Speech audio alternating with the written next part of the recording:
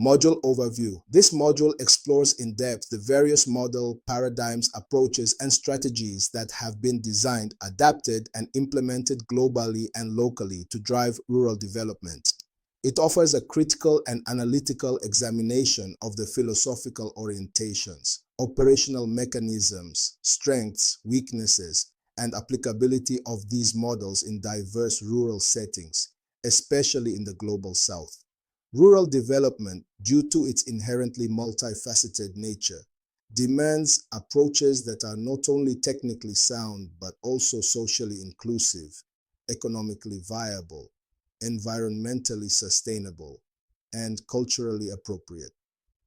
Over the decades, scholars, governments, international agencies, and civil society organizations have experimented with a wide range of top-down and bottom-up models to address issues such as poverty, hunger, land degradation, unemployment, and rural-urban inequality.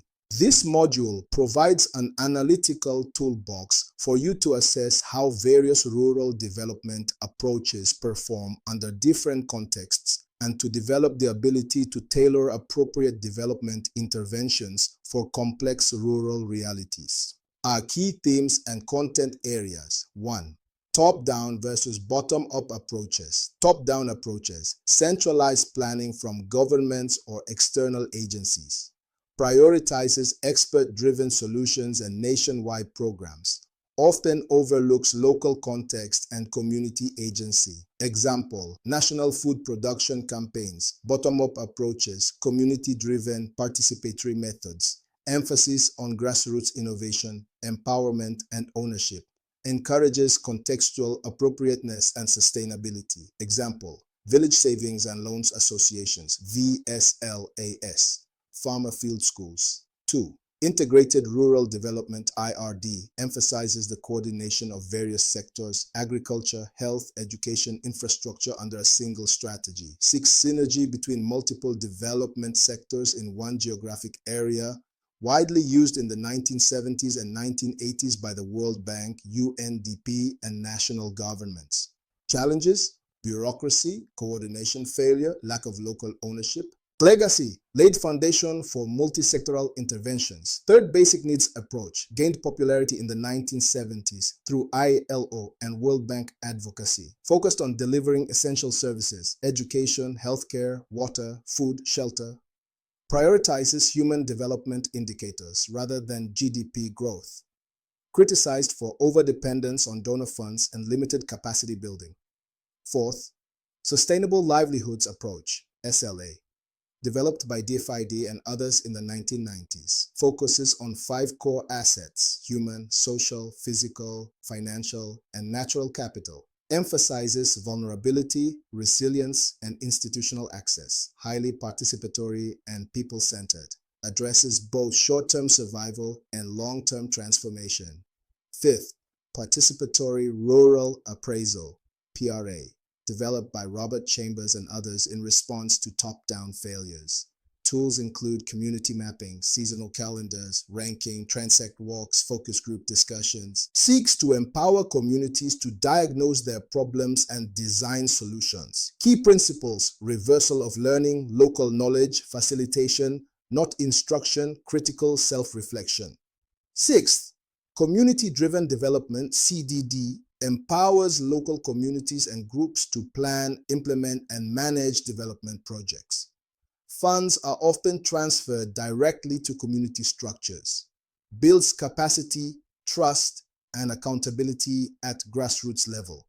Examples include the Community and Social Development Project, CSDP, in Nigeria. Seventh, agricultural-led rural development model focuses on increasing rural incomes through improved agricultural production, value addition, and market linkages. Invest in extension services, input supply, irrigation, agro-processing, and cooperative development. Criticized for ignoring non-agricultural livelihood diversification and gender inequalities. 8.